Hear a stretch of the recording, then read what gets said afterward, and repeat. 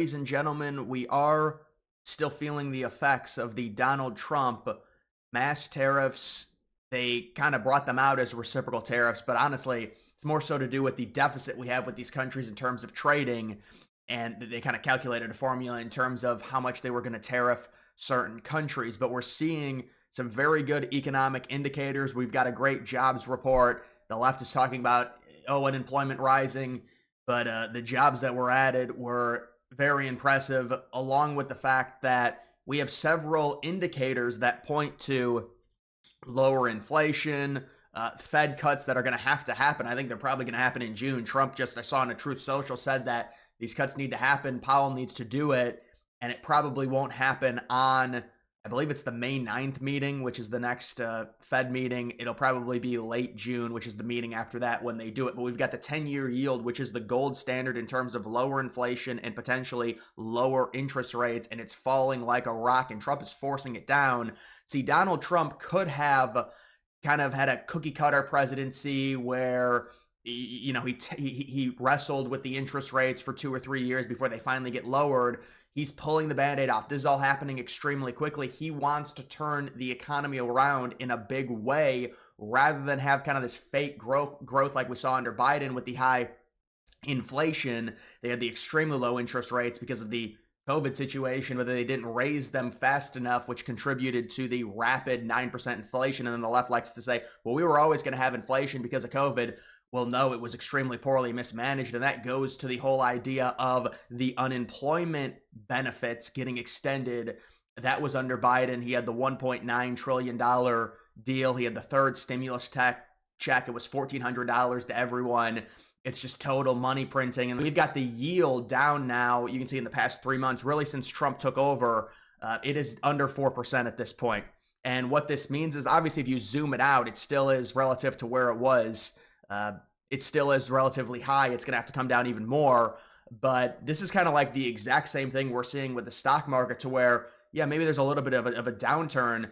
But I mean, the stock market's had all-time highs. It's not like this is a crazy rapid descent to where it's back to the 2020 numbers or anything like that. I mean, obviously, the US stock market is going to be very stable in terms of how we add wealth, and you're not going to see a crazy crash, or at least we wouldn't hope that. But they're classifying these crashes as like, oh, the Dow is down 2.5%.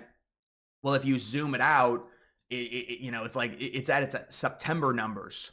So, and by the way, the entire Dow stock market turbulence started with the whole DeepSeek Chinese AI fad, and that's what really started all of this. And I'm saying, I think Trump is also contributing to it on purpose. And Trump said, well, it's a patient. We have to, I think it was Tim Sheehy from Montana actually said a very good analogy, talking about, when you remodel your kitchen, when the remodel process happens, there's workers in there, there's dust everywhere, it looks worse. Like, if I have a kitchen, the quality of the kitchen, let's say I buy the house, it's, the kitchen hasn't been remodeled since 2010. So it's maybe 2001. It's a little bit of an older kitchen. The kitchen needs to be remodeled, but the kitchen is still fine. There's no workers there. It's a kitchen. It's a normal kitchen, but you need to remodel the kitchen, make it better. So when you bring the workers in, there's turbulence or stuff. It's even worse than it was before the remodel, because now you're dealing with no kitchen. The kitchen needs to be fixed. So the kitchen gets fixed, and this is the turbulence. So there's turbulence now, right? It's going to be more turbulence than it was if Trump didn't do anything. But when the kitchen gets remodeled and it becomes modern, and there's all these modern appliances, and you install a new dishwasher, and you get better lighting and all of it, and you get granite countertops, it all gets better. So, and that's what we're trying to do. See, this is the thing. Trump would be tussling with the Fed on interest rates for 2.5, 3 years. This speeds it up. They're going to be lowered hopefully in the next 2 or 3 months. Trump is putting pressure on them. Now, obviously, they don't really listen to Trump. Remember, they lowered them back in September to try and help the Democrats win. There's no reason to lower them, but they did anyways to try and stimulate the economy right before the election. It didn't matter. Trump won in a landslide.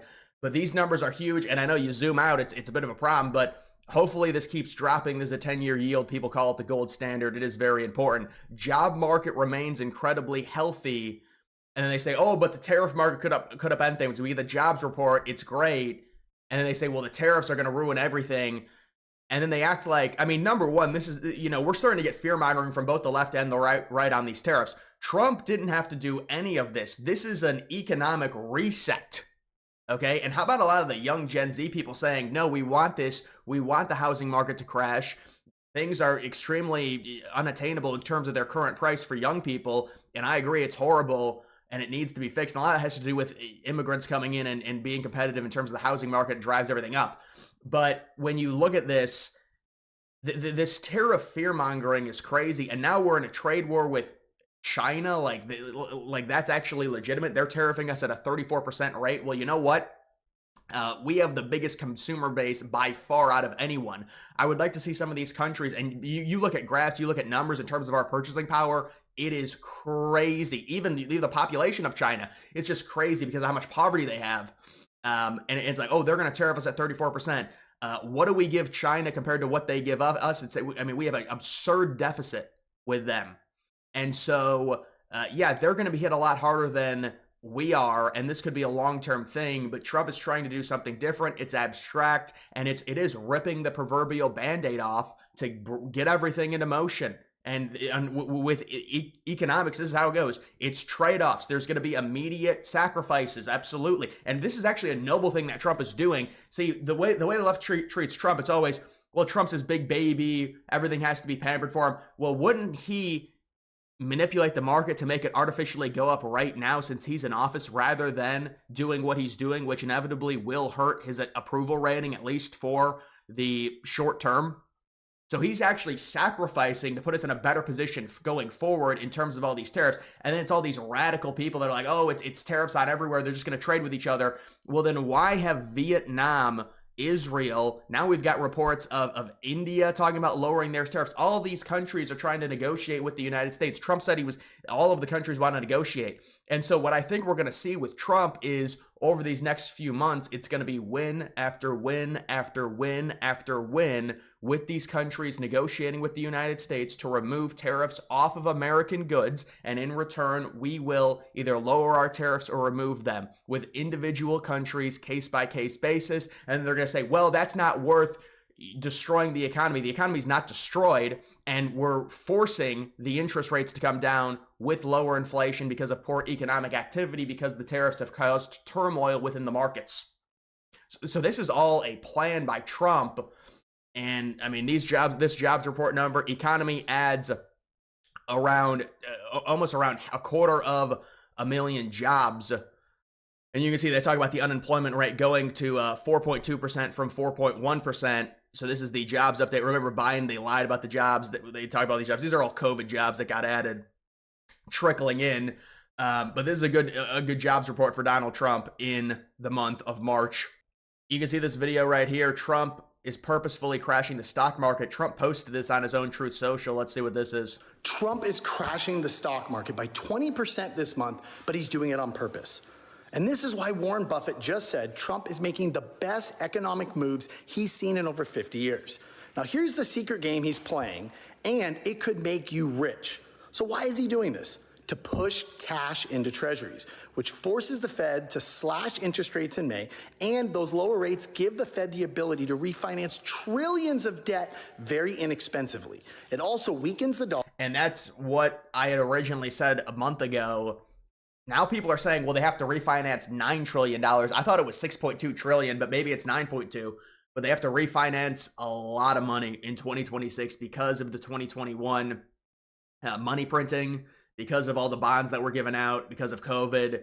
And so you want to refinance that at a much lower rate. And that's very important that we say that. That's another thing that Trump is doing to try and mitigate the amount of debt we're going to be compiling because of the refinancing of the debt in 2026. I don't know if it's 6 trillion. I thought it was 6 trillion. People are saying now it's 9 trillion, but this is something that I looked up. So maybe it is 9 trillion. I don't know, but it's a lot of money that has to be refinanced. And you're talking about saving well over 9 figures. That's hundreds of billions of dollars if you can refinance that at a lower interest rate in 2026. And by the way, even the liberal numbers from CNBC say that inflation is going to, it's not going to crater, but it's going to go down to the point to where Q1 of 2026, Q2 of 2026, inevitably the rates will have to be cut as long as we continue going down this path. Now, if Trump wanted to immediately stimulate the economy, and you're talking about maybe interest rates going up, you're constantly in a tussle with the Fed. If or not interest rates, inflation going up, you're constantly in a tussle with the Fed to lower the interest rates for the next 2 or 3 years, and then maybe they get lowered in like Q2 of 2027, but at that point, it's already refinanced. So we have to rip the Band-Aid off and get these interest rates down as fast as possible. And then obviously you're talking about all the byproducts of the tariffs and them going into place. And again, the thing with the tariffs is this could be a very short-term thing. Trump has already said that there's probably going to be he hasn't said this, but there's probably going to be negotiations with both Mexico and Canada. Remember, Trump has a decent relationship with Sheinbaum in Mexico when it comes to how we've treated them with the tariffs, and everything is protected under the North American Trade Agreement, but that's going to be renegotiated. We're going to get an even better deal. But if we can have a good trade relationship, which I think we're going to within the next few months, we just have to wait for the Canadian election, with our two biggest trading partners, this fear-mongering is going to have to go away because, yeah, we'll get into probably a trade war with the EU. They're not backing down. They want to do more reciprocal onto the United States. Okay. And then we'll see also with China, but I think the United States has dug in against China and said we have to stop this relationship with China. It is... it's destroying us. I mean, we're shipping all of our jobs overseas because they can produce things for cheaper. And they already say they want to pass the United States in total overall power. I mean, honestly, they already should be past this considering their population, but it won't matter. Per capita will still be way richer than China, no matter how popular they get, or no matter how powerful they get in terms of GDP by 2050. I mean, we lead them by like $10 trillion in terms of GDP right now. With a total I think our GDP is around 28, maybe 27 trillion. China's around 17 trillion, but that's neither here nor there. If you look at per capita, it's crazy advantage for the United States, and we've got a big population ourselves. Not like the Chinese, but it's very large compared to how rich our per capita is. But our relationship with China was extremely unhealthy. That's the way I would characterize it. And so you've got a 54% tariff on us. We import way more of Chinese products than they do American products. So they want to hit us with a 34% tariff. Okay. But a lot of these are probably going to be negotiated. They're likely going to be removed. And listen, if Trump really wants to go forward with this, then we're going to be generating revenue through the tariffs. The tariffs are going to make the U.S. 9 figures, possibly $200, $300, $400 billion, depending. It just depends which tariffs to Trump. By the way, this is another thing I want to talk about. So liberals are using this number to where they can somehow calculate the amount of costs that tariffs are going to have on every single American consumer, and they say it's going to cost us all $4,000. Well, number one, that it's wrong because there's no way to calculate that. We don't know the tariffs that Donald Trump are going to keep on some of these countries, take off some of them, how it's going to affect the prices. But they're like, oh no, we know for sure every single American consumer, it's going to cost them $4,000. $4,000 of what their paycheck. Now they're talking about inflation. Now they got this false claim about inflation. They're like, well, it's going to cause crazy inflation. No. The number one byproduct of inflation is money printing. As long as you don't print more money, as long as Trump's new budget, which we expect sometime in Q3 of this year, as long as it's not, and I don't think it will be, crazy. I know they want to raise the debt ceiling, but that's because you have to initially do that. It's like Trump passing the CR, the continuing resolution, and the military budget is expanded. Well, yeah, this is an initial thing. It takes time to bring it down. That's why Trump wants to raise the debt ceiling. You have to initially do it. You can't totally destroy everything and destroy spending. It takes time. It takes multiple years to mature. The economy has to mature to a certain point, and then you can start doing things like that. But the point of it is when we refinance the $6 trillion or $9 trillion, we want to make sure the interest rates are down, and hopefully down significantly. So they're talking about Treasury. They're talking about the 10-year yield. It's going down. It needs to keep going down. And it's an economic reset. That's all it is. And so let's see what this is. And drops mortgage rates. Now, it's a wild chess move, but it's working. Now, you're probably wondering, what about his tariffs? Well, I'll tell you, it's a genius play. It actually forces companies to build here to dodge them. It also forces... Well, I mean, that's if Trump commits to them, which obviously he's going to commit to some of them. Depends what sector. I mean, because if you're just negotiating with countries and the whole point of it is to remove the tariffs on American goods and then we remove our tariffs, you have to commit to the tariffs for multiple years. Now, Trump did that against China, and Biden kept him in, but now it's even more aggressive against China, and obviously it's more aggressive against everyone. The question is which tariffs will be removed and which tariffs will remain on. Farmers to sell more of their products here in the US to bring grocery prices way down. We've already seen this with eggs.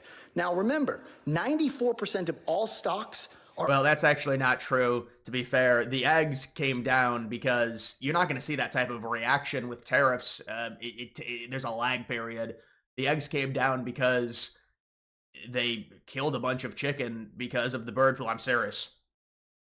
And so they were able to replenish it. There's supply and demand. How are we got no chickens? Where are the eggs? It's a chicken and an egg.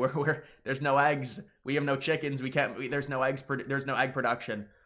But that was because that was protocol. Biden said they had to do it because of the bird flu. But I mean, once it replenished, I said these crazy liberals, they're rabid. Why would you? Any type of economic struggle we have in February is always going to be on the Biden administration for sure.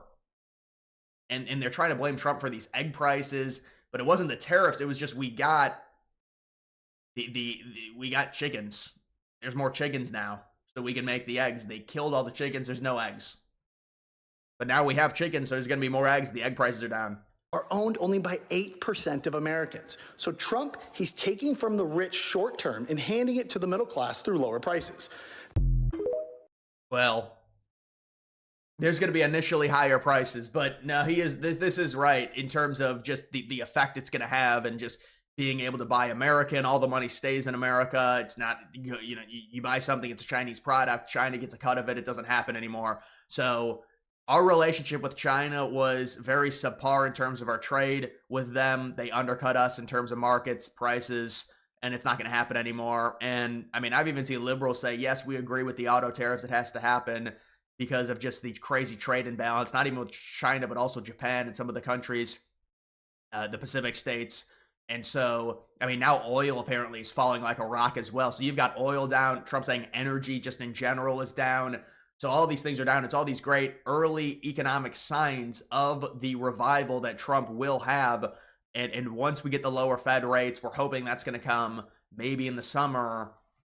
But we have to keep inflation under control. I think that's very key is inflation, because unfortunately they will be able to use their, it's stagflation, because there's going to be maybe some, I mean, we'll see what happens in terms of a recession. Now I see the betting says, it's a 56% chance of a recession. Well, from what I've seen, it's probably going to be a growth rate of like 1% in Q1, GDP growth rate. So how are we going to have a recession if there's Q1 growth? And also people's like, well, it's a terrible start to Q2. It's going to hurt the GDP. So Q2 GDP is going to be negative. Well, we don't know that for sure. I mean, it's just, there's so much that affects the just the overall growth of the U.S. economy rather than just some tariffs that go into place. I mean, sure, it could affect it slightly, but I mean, if we get a positive, the thing is, if it's negative in Q1, then yeah, you're talking about possibly a recession in the form of the definition. Remember, we had 2 negative quarters under Biden. I think that was 2022, and then they had to change the definition of it. And some people were like, well, it's a recession, but the media was like, well, if we just change the definition, we can get people to talk about that and keep it off the recession. And that was with all the money printing and everything, and they still had it. So, I mean, that's real stagflation. You want to talk about that, what happened with Biden, because they printed a bunch of money, they had crazy inflation, and they still had 2 negative GDP months. But either way, this is all positive. It's a short-term problem, and I've said that, but it's like these people, I mean, what Trump is doing, Trump could do the just normal Republican, we'll do we're gonna add 5 or 6 trillion, $7 trillion to the debt. He's not doing that. He does want to fix this. He does have Doge. They are trying to save around $1 trillion, and they're trying to generate an extra $1 trillion. They're going to generate $100 billion, possibly more, from the gold card, right? That's just revenue for the United States. Whether you like that or not, with all the immigrants, it is what it is, but they're generating money with the gold card. They're generating money with these tariffs. They're going to be, there's huge investment, foreign investment in the United States. Trump now says like $6 or $7 trillion. I saw it was around 4 trillion in foreign money invested in the United States. A lot of Middle Eastern countries, the UAE, Saudi Arabia. You've got Taiwan with the semiconductors. There's a lot of investment happening. So there's going to be a lot of economic stimulation that's going to be going on in the United States over the next 12 months. There's hopefully going to be a big pickup in manufacturing and in investment in U.S. infrastructure, which is really what we need, especially considering what's happened really the past few decades. And so obviously we've driven up the deficit, we've driven up the debt, and now we have all this debt that has to be refinanced. And so if we can do that at a 2% rate rather than a 4%, it's going to cut in half the amount of debt we compound and add to the U.S. economy. So this is all very important, and this is why it's like, do we want to have a tussle with the Fed and then maybe they lower them in 2026 or like late 2026 or early 2027, or do we want to rip the Band-Aid off immediately? And also it's the byproducts of bringing domestic production back to the United States on certain sectors. You know, I agree with Trump when it comes to these tariffs. It's like a fight or flight thing. We're fighting, right? We have to fight because we're losing everything to other countries. It's all being outsourced. So let's just do the flat tariff, and then let's say, you know what? We value trade, especially with Canada and Mexico geographically. So that's why Canada and Mexico, yeah, we hit them with tariffs, especially Canada with auto tariffs. But we are going to be renegotiating the North American Trade Agreement. If we have a good relationship with them, then we can really go after some of these other countries, because you don't want to be at a trade war with everyone.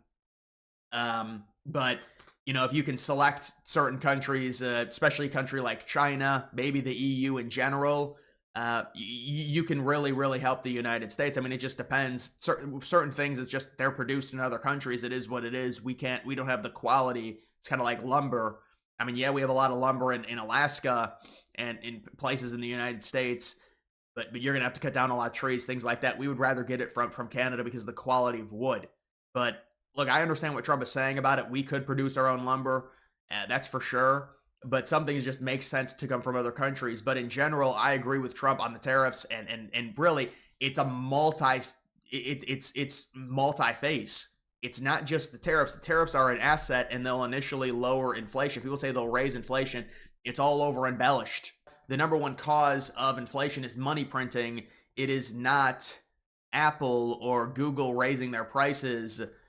That can have a byproduct effect, but at the end of the day, I mean, this is competition. This is capitalism in the United States. There's going to be someone that undercuts those prices, even with domestic production.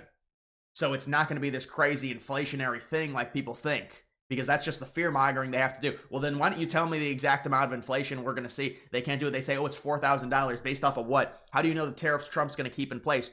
There's already talk of Canada capitulating and saying we're gonna remove our tariffs if you remove yours, and there's gonna be negotiations. So you can't predict $4,000. That's, you see, it's this hive mind. Let's just throw out a number and say Trump is costing, if you make $40,000, he's gonna cost you $4,000 based off of what? You can't even predict that. That's absurd. Can you predict the exact amount of tariffs that Trump is going to keep on certain countries versus take off, along with, I mean, I don't even know how they're calculating that number. It's just based off of inflation and higher prices. Do you know? You know, there's going to be companies in the United States that are able to domestically produce things for lower prices and undercut the market because of competitiveness and capitalism. So see, their entire thought experiment falls apart when it comes to costing money. So listen, this is big stuff. We'll see what happens, but people really need to calm down on the tariffs. They act like it's the end of the world. A lot of the tariffs are probably going to be removed via negotiations, and it's going to be a huge win for the Trump administration. But either way, guys, that's going to do it for this video. Make sure you follow me on X. Link to that's always in the description.